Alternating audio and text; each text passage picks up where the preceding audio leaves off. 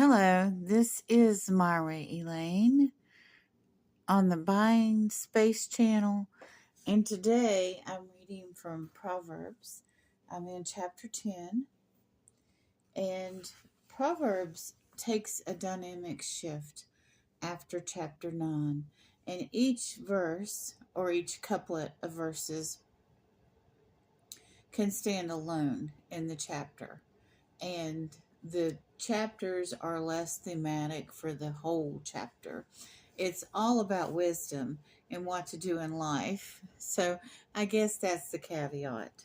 But we are in verse 11. Give me just a moment.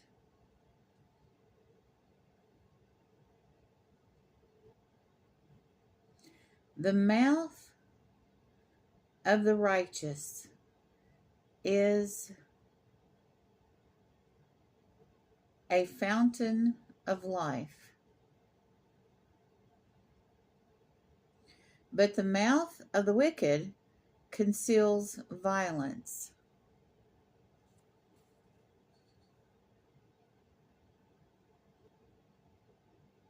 Hatred stirs up conflict, but love covers over all wrongs. Wisdom is found on the lips of the discerning, but a rod is for the back of one who has no sense. The wise stores up knowledge, but the mouth of a fool invites ruin. So here we have Solomon is talking about the attitude you have, the intent that you have, and how you convey words to people. The intent of verse 11 is, have you ever met someone or had someone in your family that you've had to tell them they need to control their mouth?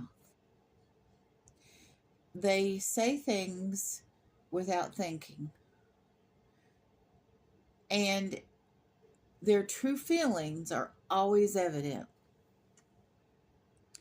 and they always want to harm. Now, I myself have been in customer service situations. About 2 years ago, I decided it was time for me not to yell at voice response units. We all know that frustration, waiting on hold to talk to a human, and now not being able to talk to a human at all. But the thing is, artificial intelligence is so great now that voice response units that are based on artificial intelligence know that whether they're judging whether you're hostile or not. And the thing is, every time before, I would vent with that voice response unit. And I wouldn't use profanity, but I definitely would yell. And I would say things that would be insultive to artificial intelligence, when, it was in its infancy. But now that it can judge actual feelings that are coming across, I can't vent with the voice response unit anymore. But when the person would come on, I would be calm. The majority of the time, there were people that I did yell at, unfortunately. And I need to control that. And I now need to control what I say or how I say it or what tone I have with the voice response unit, because now they're artificial intelligence. And I don't know if they're recording or perceiving or documenting my tone, the volume of my voice. So I really need to control that. It is somewhat violent, even though it's mild. It's not like I'm getting ready to harm anyone in any way, physically or otherwise, but I need to control that. So I need to find other ways to vent my frustrations in this modern life. But I love the words of Solomon that it gives us, that he puts us in check about our attitudes. There's some people that get up in the middle of the night and threaten millions of people. That needs to be controlled. That needs to be stopped. There has to be other ways for people of power to vent their frustrations without just spewing out everything, every thought they have of everything they could do to everyone. Because once you speak something into existence, even if you're just an individual that works a regular job or is a retired or owns your own business, once you speak something into existence, or a YouTuber creator, it can become a thing. And how people react to what you're saying can become a thing when it was just a thought that you had at 3 o'clock in the morning. I used to, before I moved here, when I would be up at 3 or 4 in the morning, I would watch strange videos, but I never would comment. I would watch videos about the Anunnaki.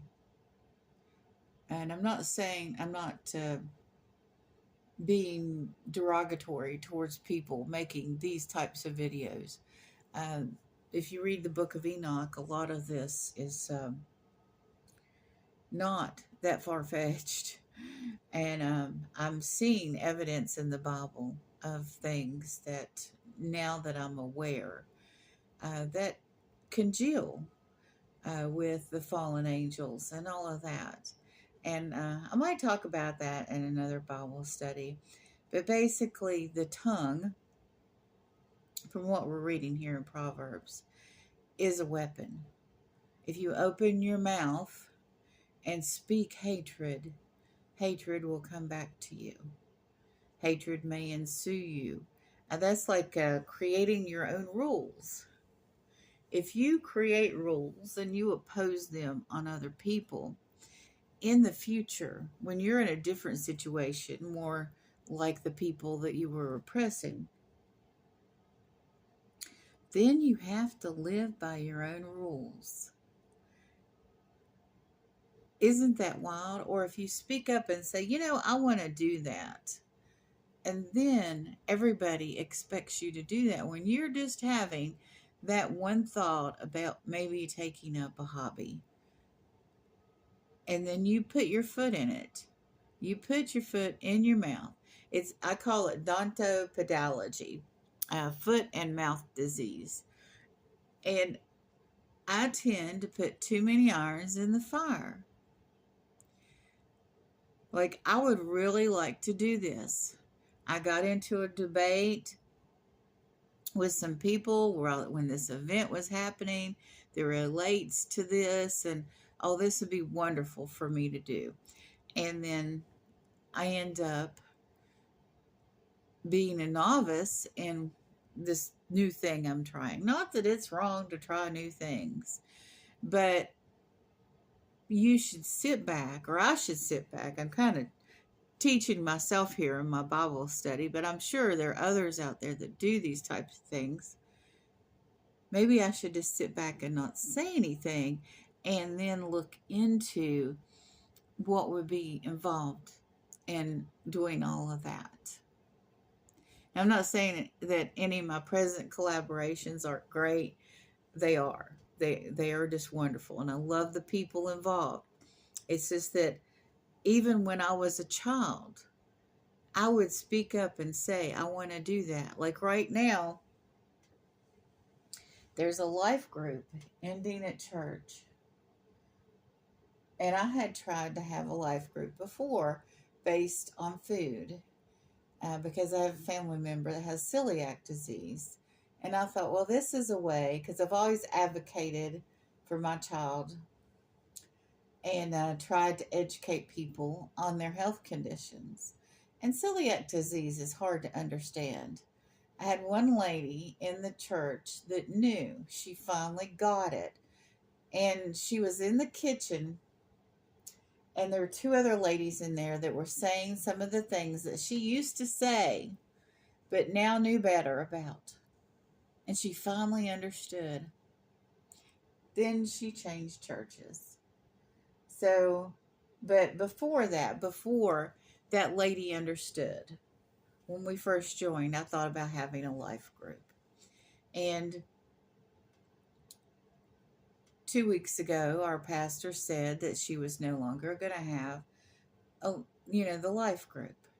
She's retiring, and she's slowly pulling away from what she's doing to have others do those things. But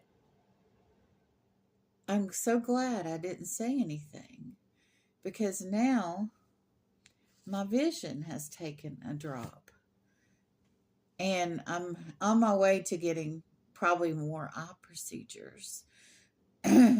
So over the next 6 months, I'm not going to be able to handle a life group, and I'll be struggling more to finish up what I've started. But when I signed up for those things, I didn't need this to read the Bible. I'm going to probably go back to a larger print, but I am absolutely going to fulfill my obligations, and I will be part of the Fall Fest. I've just got too many things around here that are ready for me to do my Fall Fest collection of items to give away. And I can definitely do those videos without eyesight. But or the level of eyesight I have now. So I'm still good with everything, with every iron I have in the fire right now.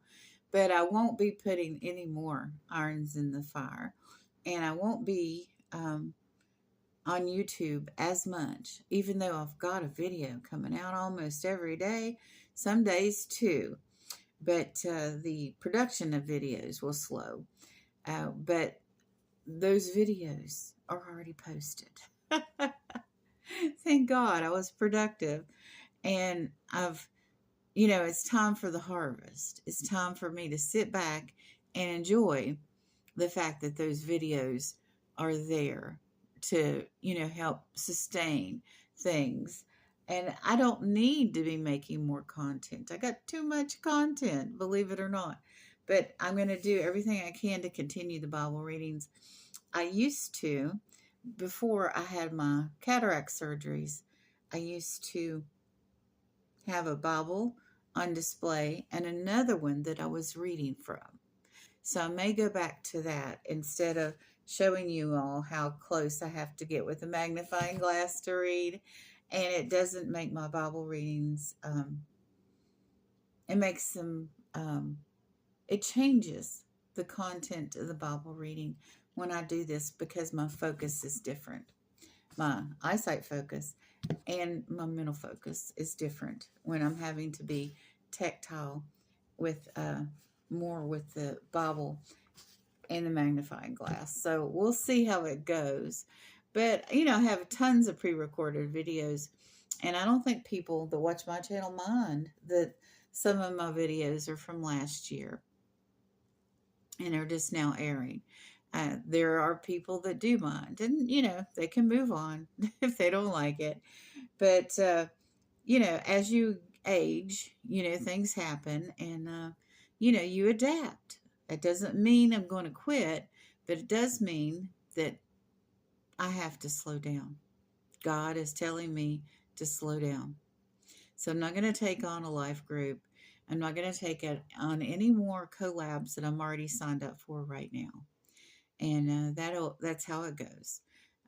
Except for Fall Fest, I haven't signed up for that yet, but Gail Southern Living hasn't started that yet. The sign-ups for that. So I'm going to go ahead and get things together for the collabs I have and get them done as quickly as I can, because you never know what the future holds. And but while I'm going through this process, I'm going to still try to improve myself and mature and handle my frustrations better than I had in the past. Life is complicated and frustrating, and it is hard to hold that tongue. But I know that my life will be more blessed if I do, if I hold that tongue. Now, there are things on my videos that I recorded from a year ago, and the maturity level I had at that time is what will be the maturity level on those videos. So you all can monitor and check me, give me constructive criticism, and I'll be fine with that. Because now, because I'm reading the Bible, because I'm thinking about things on a spiritual level, I have more wisdom. Now, I'm not going to say I'm wise, because somebody that says they're wise is foolish, but I will say that I've grown and I've realized a lot of things since even last year. I definitely have realized a lot of things since before 2020 when I was an atheist. Realized a tremendous amount of things since then. And I keep changing and growing and maturing, and I want to move forward. And I'm not going to move back. I'm not going to use this setback as an excuse to be more or just as unhinged as I have been in the past. That wouldn't be right either. So I hope you all consider what I say in the Bible readings, or just read the Bible and say a little bit more. And also these Bible readings where I give a big share. You all have a wonderful and blessed day.